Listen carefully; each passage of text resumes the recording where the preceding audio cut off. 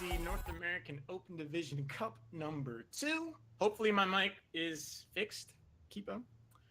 Hopefully. That's a heck of a first series between Luxuriant Snake and Do You Know.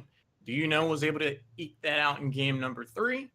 And they could be facing the toughest challenge they've had yet in the form of Team Newmerics. Kev, have you had a chance to see Newmerics at all yet? I haven't had a chance to see the current roster because, of course, there were some swaps. But you know, they were a team that last season did fairly well. I think they even had this, like, I think they even had the same name. Yeah, they were Team Newmerics, like NUM, like yeah. Yeah, so I'm really curious to see, you know, how they've evolved, how they've stepped up their play, and I think they're going to do very well, honestly. Well, Zabatak and Kwanzar, they have a ton of experience playing together. They've had some electrifying runs on Heroes of the Dorm. And then Astabroth, I think, has joined that team. Another heavy hitter from Dorm. Long-time player in the competitive scene. So the pieces starting to come into place. I got a chance to check them out a little bit last week, and they did very well. So I would not be at all surprised to see them do the same again. But Do You Know, they could very well give them a run for the money. Vivan says that Do You Know took Braxis off the board. Newmerics then decided they didn't feel like playing on Battlefield of Eternity.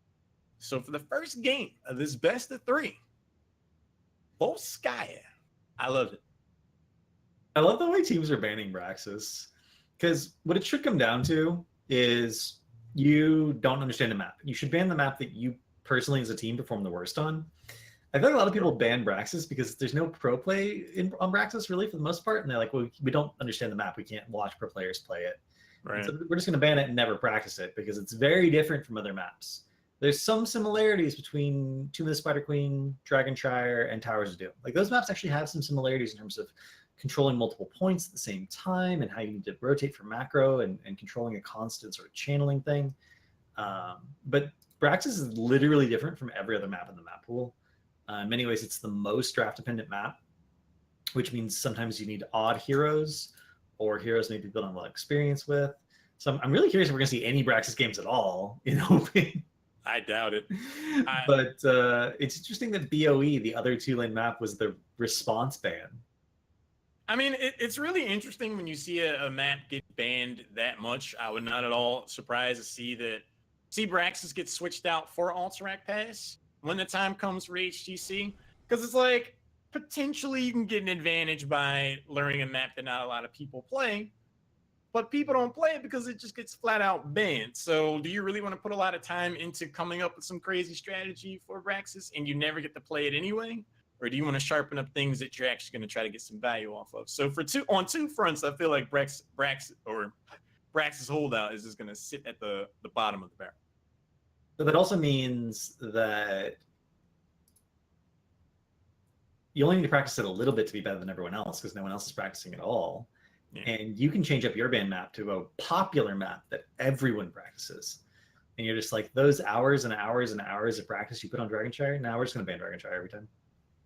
Oops. I mean, especially once you start to show that at the production level, like Tempo Storm, very high win rate on that battleground. Wouldn't be the worst idea to ban it away from them if we do start to see trends like that.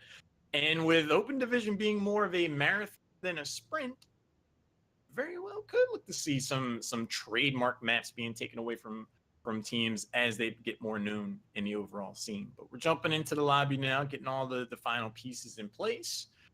I feel like Team Newmerics is going to be one of the few in the Open Division whose reputation on a broader scale precedes them. Kwanzar, Zabatak, big name. Caesar Salad, one of the most impressive players going into the end of 2017 and beyond. Not at all surprised to see him still rocking and rolling. Oh, Caesar Salad said he'd take, before they drop me down, he's like, we'll take. I'm still there. Apparently, you're going to cast and play this time. It's going to be an interesting experience for you. It'll be a first. Okay. Yeah, they got to switch me down, Ivan's down. Yeah, they'll figure it out. But while we're getting everything set up there, Volskaya Foundry.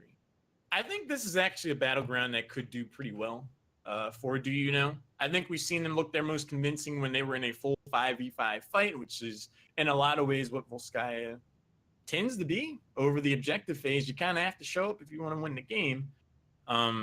So something that takes some of the macro prowess out of the equation. We saw them kind of struggle on rotations in Dragonshire. Something that's just more straight up and head on could be the way that they play at their best to take a run at a really strong team. Interesting. Volskaya is the one map that sort of brought back double support. It was the first map where teams were like, the objective is so incredibly important that you need to win a team fight.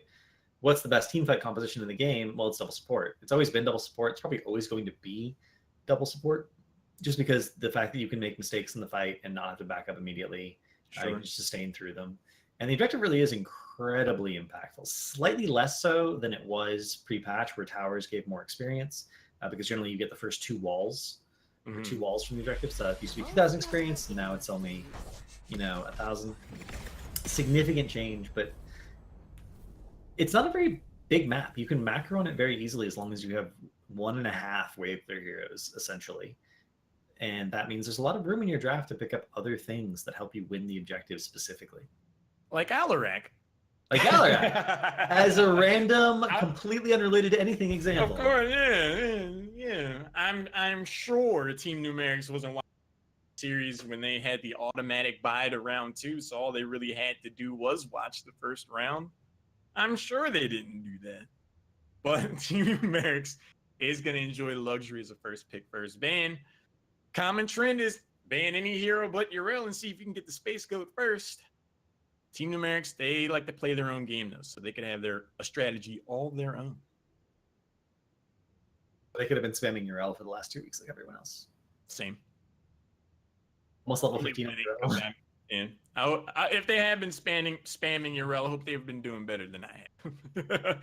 I don't know. I'm kind of getting better with her, but she have a hard time figuring out. It's weird.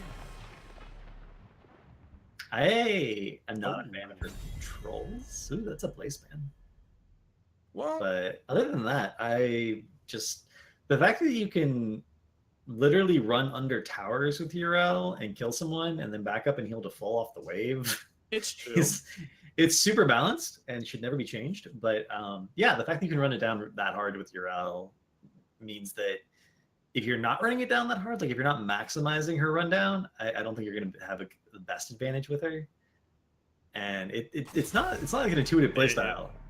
But there's the ban, so you can stop talking about the Space Goat. Fun and interactive. I actually really like the idea of the Blaze ban. We saw the bunker get a ton of value for in game 1 on Infernal Shrines, and I think that was a huge enabler for a pick like Alarak. We saw Blaze get picked up, I believe, in the 2-3. And then Alarak showed up at the back end, so Team Newmerics might look to just take one of the side pieces out of the core structure of a composition for and see how they respond to that. I like the psychological play there. Here's what I love about the Blaze ban is that there aren't that many offlaners that are truly ungankable, that are like very easy. Oh, Genji rotates down, it's fine. Yrel and Blaze are 2 of them. So if you ban Blaze, either they ban Yrel or you get Yrel, so it's just ungankable, or they ban Yrel and you get Genji, which means you can gank almost every other offlaner that's really viable in this map. Right. I think it's going to be a huge part to play. I mean, based off the first round bans, are very cognizant of the value to be had out of the solo laner. So I think we could see a lot of rotations. Team Newmerics, they already have a really strong tool to get value off of that idea. The Johanna pick. I love playing this hero in general, but seeing some of the recent changes that she's had makes her such a strong pick. I remember watching HeroesHype, I think over the weekend. Ishbu's Johanna was getting like the most hero damage out of everyone while being unstoppable and peeling for the team. It was insane. Yeah, I think they might have overbuffed Johanna a little bit in terms of her total health pool, which can kind of be awkward if you have you can't. It's like old Diablo before Double Suit was a talent. It's very hard to get her back to full health, except she has loss of hope. As long as you take that talent and you use it pretty much on cooldown in fights, you're going to be high health. You need to be picking up globes, which also, of course, are percentage-based heal. You're managing your tap. But if you do all those things really well, the wave clear and the unstoppable is very valuable. And as more and more supports lose true cleanse, Ironskin's going to get more and more valuable to have in the meta, and wave clear is never bad. It's gonna get more and more valuable against heroes. Like, you know what? I see you clearly walking up to throw me out of position. It'd be a shame if I had some kind of ability that, you know, could make me unstoppable. Oh wait, I do. How about that? Something like that's gonna be pretty tough to deal with.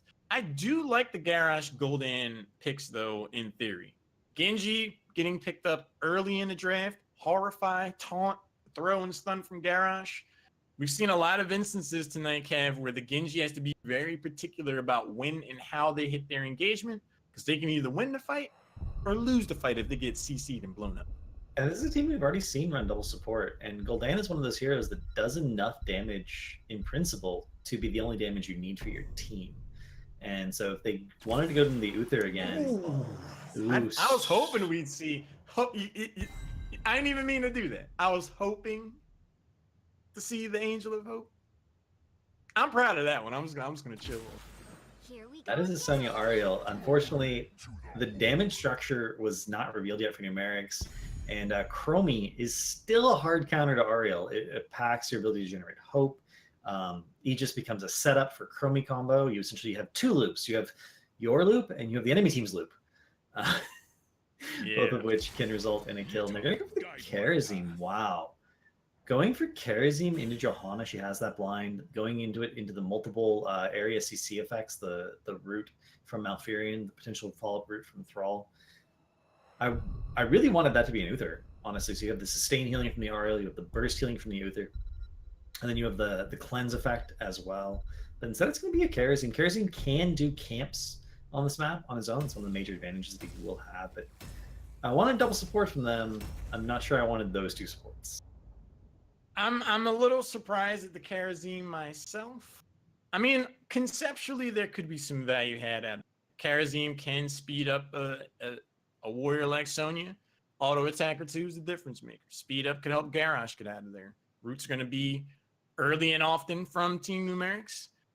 But yeah, another auto attack relying support against the Johanna. Against things like Roots, Bless Shield's going to get value. Twilight Dream once you clump in there. And Kwanzaa, he's going to be hitting Sandblast from the Heroes finals a couple months ago. Like, he is a sniper with Chromie. It's going to be an interesting game for sure. And some of the things about Chromie in particular, it's not so much what heroes you draft into her, although there are heroes that are very bad into her and heroes that are better into her. But you have to play the entire game. You have the mini game of dodging Chromie Qs lasts the entire game. It's all about your positioning around them. It's all about making sure you have vision to Chromie so you can see the casting animation. It's not necessarily a fun game unless you enjoy mini games inside your MOBA, but it's something you have to play if you want to win. The Chromie game starts and it never stops. On the left side, we got Team Newmerics. Caesar Salad from Malfurion. Kwanzaa is playing Chromie. Zap Attack on Thrall. Astabroth is playing Johanna. And Envy's playing Genji. Kind of rhymes in a way when you think about it. And on the right hand side of the map, we do have Do You Know. We have Do You Know Hashmer on Garrosh, Skio on Sonya. A little bit of a roll swap there. Blake Show on Karazim, Defender on Ariel, and Mr. Flex on Gul'dan. Living up to his name, playing a variety of different heroes so far tonight. Oh yeah, he's been Gumby for sure. He'll be rocking the Burger King crown pretty much the entirety of the game. If Ariel has their way about it. Zabatek on the flank looking for the root. Kwanzaa's Chromie is going to be a problem. There's a Sandblast right there. Exhibit A. And then goes in. Both of these teams just kind of hanging out. Huge burst damage off of that root. Kwanzaa is really starting to assert himself and show why he's a threat in this series. 5 stacks at 35 seconds is not pretty good. Really what you want to have. That means he's going to be getting an average of like 8 stacks a minute. And that's just during the laning phase. It should get easier as we move into the team fight part on the objective itself. In an ideal world, you just want to dodge everything against pro players, against other pro players. Usually don't even finish the quest until 18 plus minutes in, which is roughly half the current rate that we're looking at. I mean, he's pretty much got a gold bolt action sniper rifle the moment he loads onto the map. Fortnite reference, I've never played it, but heavy rotation. I watched Ninja play it once. It was really interesting. That's the closest I've gotten. I like this 4-person bully rotation, though, from Do You Know. They're showing that they're not exactly afraid to take it to a team like Team Newmerics. Zabatek, Thrall, Sonya, matchup we've seen come in and out of the meta pretty often over the years now, as long as this new game Hero Storm has been out. Slight experience lead for Team Newmerics, but neither team really looked to be throwing their weight around it to try to make a play. I want to highlight how clean Newmerics rotation was. They went mid, top, mid, camp. They got that camp pretty much instantly. The camp is currently worth 470 experience. That's what they got from it. And by getting it that quickly, and they abuse the slow rotation from Do You Know to get the support camp as well, which gives them an additional over 600 experience. All of their experience lead right now is purely on camps. And even though you can trade turret camps, you can't trade support camps. There's only the one of them. And so it's really important to prioritize those early on this map so the other team can't steal a support camp while you're doing your turret. We're seeing an E-build set up for Genji, so that says to me he's probably going to be looking to be one of the first forms of engagement. Either that, or he's going to be waiting for Chromie, Kwanzaa to hit these Sandblast and Dragon's Breath to get that closeout takedown. But if he jumps in early, fast level 10, RFI, taunt, could get pretty rough for the old Cyborg assassin. Chromie's continuing to cheat and picking up her level 7 talents early. That is going to be Dragon's Eye for the additional burst. We are going to see Indomitable for Garrosh as well, so that's it's self-cleanse versus self-cleanse on the Warriors here now. Hurricane for Johanna, going to help a lot with the Thrall and Malfurion roots actually. Have the 2 roots on the enemy team, so that's a really good, strong pickup for them. And we're seeing repeated offense for Ariel going for that quest. There's not a lot of walls around the first objective, but the second and third, there's a lot of walls some people into. And of course, finishing that quest increases her bonus damage, which increases her poke duration. I think that's going to be a nice accent should the dots land. Golden get another good amount of poke chip damage in there with the corruption. 32% was racked up for Team Newmerics, but now Blake showed it proven to try their hand at coming away with the first Triglav Protector of the game. But level 7 right around the corner, and a team that is as precise as Team Newmerics, once that level 7 shows up on the top of the screen, I think we could see a whole different beast. This is one of those dangers you run when you give up a support camp or don't get your turret camp immediately. The other team will get level 7 first. They'll get it just a little bit sooner than you do. So they, Do You Know, was not the objective right away. They allowed 32% to go for free. And then Newmerics backed up, gave 43% in order to get level 7, and now they're going to sit on it with a Talenteer advantage. And Do You Know does not want to engage into a Talenteer advantage. They don't. So they can sit on this until they get to 99% or until Do You Know gets level 7. And either way, they're going to end up with a significant point advantage. You get 68 to 43. I like the first offensive move there from Team Newmerics, potentially take down Sonya and lay claim to the sector of the game. Skio has the presence of mind and ability to back away, especially with the rotation from Kara's. Starting to see some inroads here by the red team. Do You Know looking to find a potential target. Skio's continuing to apply pressure. He's like, hey, Envy, I remember you tried to come down and gank me in the bot lane. I don't like all that. Shout out to the van. Already 19 stacks, almost come halfway done with this quest. You need to finish this by level 16, but finishing it earlier is obviously better. 2 more stacks there now at 21. Mr. Flex doing really well in the land so far this game. There's a condemned hole. Both teams kind of posturing. 90% continue to rise for Do You Know. A lot of health on the side of Team Newmerics, and then a support camp goes down to further bolster that. Skio's going to have to wrap around the side on the conveyor belt. Envy tried to pounce on the lower health bar. Not able to do exactly that. 68% is going to start to rise for Team Newmerics. There's a bit of time before Do You Know really have to go in there and try to make a play for it. They're just going to heal up, hit the well, and look for another engagement. You have the turret camp up, so they could back up and get that. It might not be able to get it in time, but it looks like Newmerics is going to be able to get their turret in time. And they're going to have that turret available, hopefully. It's going to be 99-99. Whoever forces off next is going to be the one who wins this first objective, which has been shown to be so impactful. Garrosh tries to throw everyone off the point, but not quite enough range. And the walling and this poking is going to continue. Chromie getting her rogue early is going to be some impact here. Mr. Flex is just hitting all kinds of obstacles with the Dragon's Breath that shows up. Blake Show does jump on the back line, takes down Chromie 2 for 1, but low health bars yet remaining on the side of Do You Know. Line goes out from Johanna over time. Oh, Gold is taken down. We got the whip, snaps Indy into the boards, but Skio just gets around the corner. Double support gets some value, but the Q from the Thrall, close call, but at the end of it, Team Newmerics comes away with the robot. It was a brutally close team fight. If Garrosh hadn't walked into the Chromie W, he would have been absolutely fine. But you just don't know where it's going to land. You can see the casting animation, but you don't necessarily know where she's casting it. You don't see any sort of reticule to see where the animation is going down. It was, in fact, directly behind the wall. The kind of place where you'd hide if you were afraid of dying, needed some comfort, and then suddenly, boom, sand in your face, and you go back to the Hall of Storms. Two big things there. That slowing sands. Skio was about 2 pixels away from absolute demise. Kwanzaa, he wants to look at the tape on that one. He's like, I'm pretty sure that. The objective here normally with the first robot is to come away with a well in the top lane, and so far the defense from Do You Know is solid enough to deny even the top fort wall from Team Newmerics. Not too bad in the grand scheme of things. And they really want to get this well if they can, but it looks like they're only going to get the wall, which is not they don't even get the full wall. Actually, that tower manages to live. That 250 experience and that opening up the potential to take down the fountain later is not yet there. Seeing Skio doing the soak, Kerosene is back on the camp, getting that out and making sure they have some items for the next objective. Hopefully we're going to see the support camp taken by one team or the other in the near future here. And of course, Newmerics' the turret camp is going to come up momentarily as well. I think we're going to find out exactly how momentum based, like, you know, is. Rough to find out how quickly Blake Show can get a divine palm on himself. Saves his bacon, the return response, Zap attack is going to get taken down, and that's the momentum I was starting to talk about. You're going up against a team, Cav, that has 2 players who have years of offline experience at Heroes of the Dawn. You have a narrowly lost team fight where you lose the first robot, and it came down to 1 button press, 1 position. You're pretty much neck and neck. If you can hold on like that, how much further can you go? How much momentum are you going to be able to put together? We're starting to see that now. I love this response. They get a temporary advantage, and they're like, okay, let's get even further ahead. They get the support camp. They do bring some heroics to do it, but someone actually need to fix these. Pick up the turret. Okay, Blake Show had a turret. Pick up the support camp, but then someone else picked up the turret. We're in good shape. Skio is zoning into the fray, gonna throw him away. Massive clump into the Chromie W. A lot of damage there.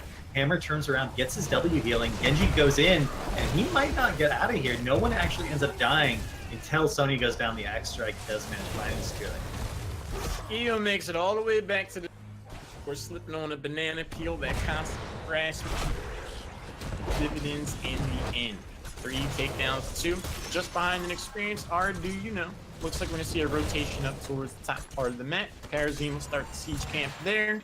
Help this lane get pushed in. Both teams are going to have their wells, though. That's going to be a huge impact if the next team fight over the objective goes long.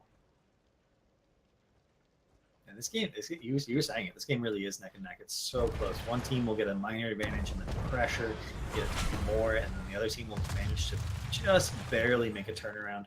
It's a small half-level difference. They're both going to be 13 for the upcoming objective. They're both going to have some items. They're both doing a really good job of making sure they catch all this experience. And, you know, keeping an eye on the enemy team. They really want to control vision. You can see Garrosh is hovering in the mid there, hoping that, checking to see if anyone's rotating bottom on his Sonya. Brawl pressuring onto the Sonya. His team now has the anchor. He knows where everyone else is in the enemy team.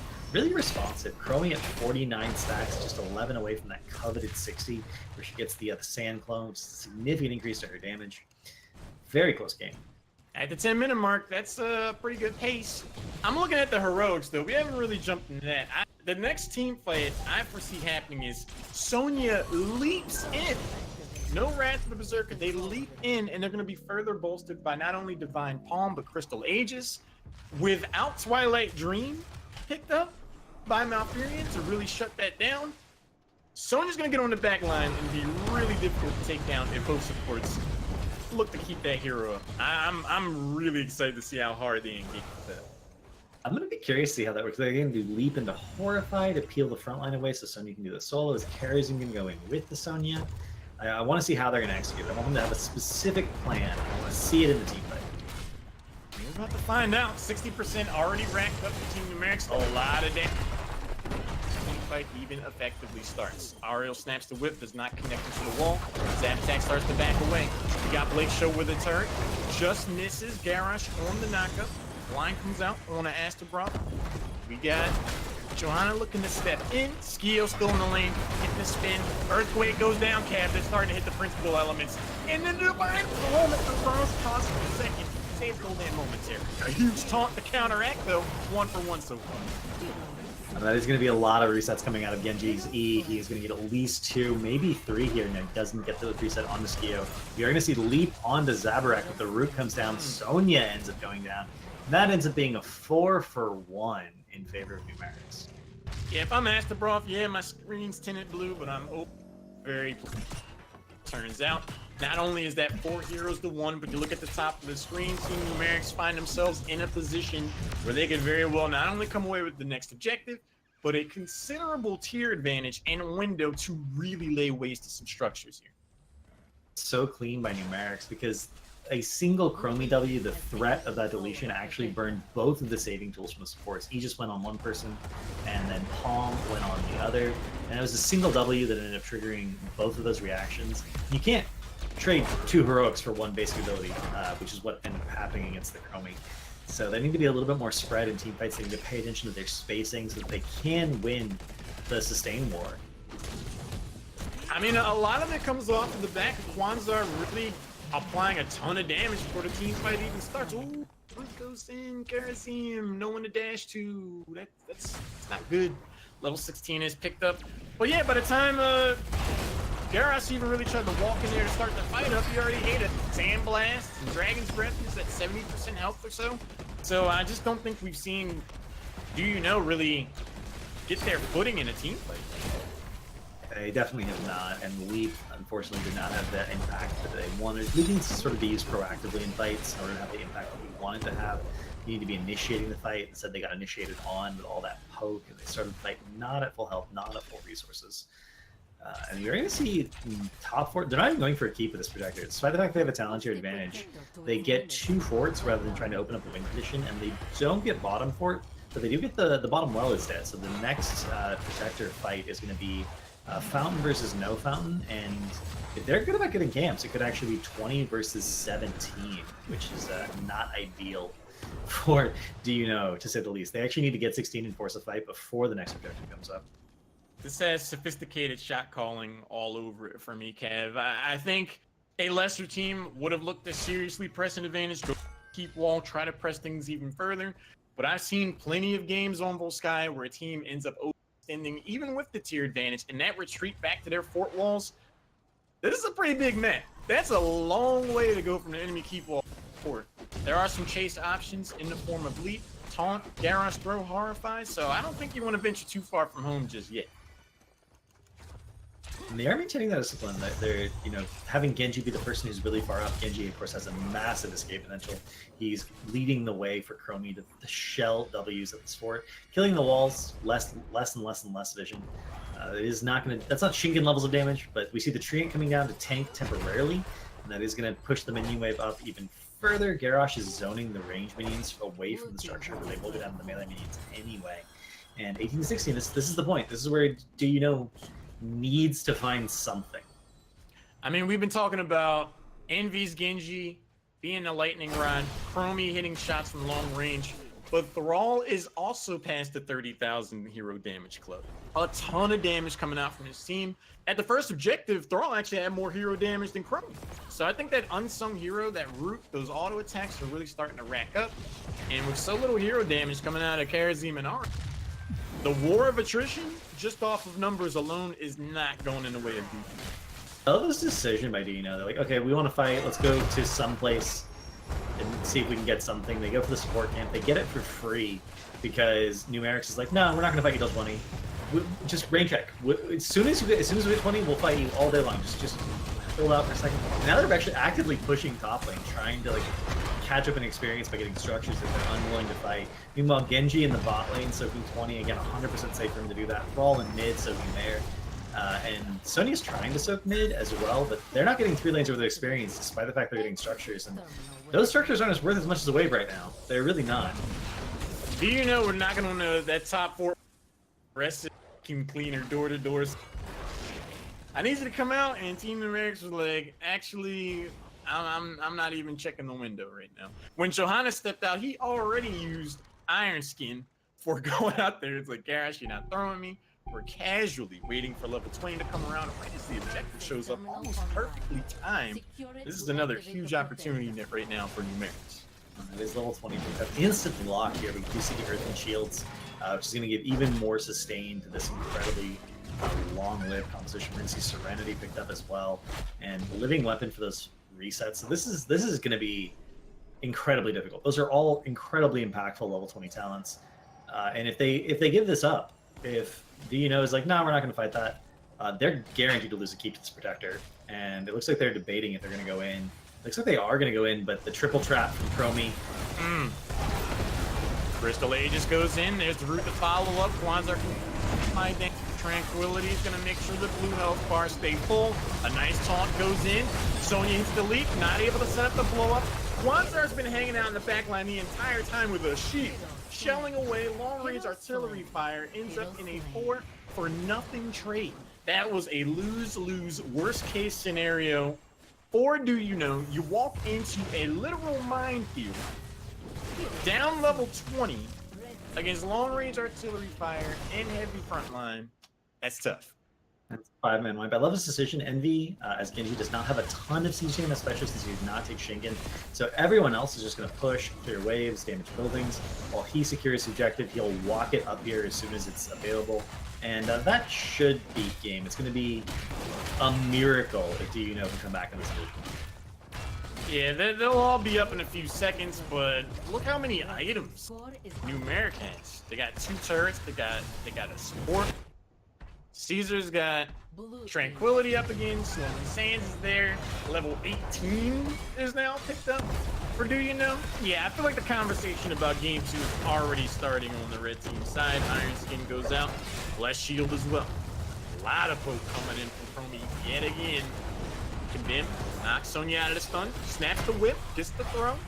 Zap Attack's able to back away. But it's all a formality, Dad. There's a little bit of overlap there with the Heroes, but yeah, it just doesn't matter at this point. The Protector can literally solo core at this point in the game. 18 minutes of scaling on that thing, and it's doing so much damage. They're trying to kill them all, rather than just focusing core. I don't think that's necessary. I think they could have just killed core, but they get 2 kills first and then kill core. That'll be GG going over Game 1 to Team Newmerics. It's a simple progression of events, Kev. You can see what the strategy was in the heroic selection of Sonya leaps in, we blow up Chromie, team fights ours. They tried, it didn't work out. Like, it just never panned out that way. Again, in that last team fight, Chromie had full health and a shield as 4 heroes got taken down on the side of Cav, I actually feel like they would have been better off just going to take the top fort. There was no way they were going to win that. There's no way they win that fight, but I think the Protector could end regardless. Like, I think it could just walk through keep and walk through core at that point in the game. No matter what, you're losing. They had no good decisions. Right. Yeah, that's the thing. That's the thing about Volskaya. If you lose every objective, you get to the 3rd one, you should be so far behind that you have no good decisions left. You need to win a team fight on that map. It's very, very, very team fight oriented. And again, double support is usually the comp you look to when you're like, we absolutely have to win a team fight. But Chromie did more damage than their hyper carry, than their Gul'dan. Gul'dan's damage numbers were not quite high enough, and the 2 supports they had were both really questionable into Chromie specifically. There's certain supports that can heal against Chromie, and there's certain supports that get hard countered by Chromie, and Ariel at a minimum falls into the latter category. Kwanzaa was like, man, it's Christmas in July out here. You're gonna take that, put you in place on a timer that you don't control, so I can just wait for you to come out of the Aegis or the Divine Palm, all of my burst damage, and I'm not the only one doing damage because there are 3 people on the side of Team Newmerics who did more damage than the highest damage dealer on the side of So there are plenty of reasons already to use, so I can just save my Dragon's Breath, save my Sandblast. Fish in the barrel, man. Tough draft decisions didn't pay off. You see where they were going, just the execution didn't really pan out. And sometimes it's a comfort issue. Sometimes it's like, oh, these are the sports we play. Right. These are the ones we want to pick. But I'm so confused because they did so well with Uther and Genji in the previous set. Like, they did so well. And a lot of times you can bait picks because they could have picked the Uther in the 3-4 there. And then every team could be like, aha, they picked Uther. We're going to pick some Lunar or some damage dealer that punishes Uther only comps. Right. And they last pick their other support, and they're like, haha, We actually have a sustained support and a Uther. What do you do now? They didn't go there. On paper, that was a game that, you know, in my opinion, was kind of lost in the draft for the reasons we were talking about. Those two supports in particular against Chromie, that was just going to be difficult no matter how you slice it.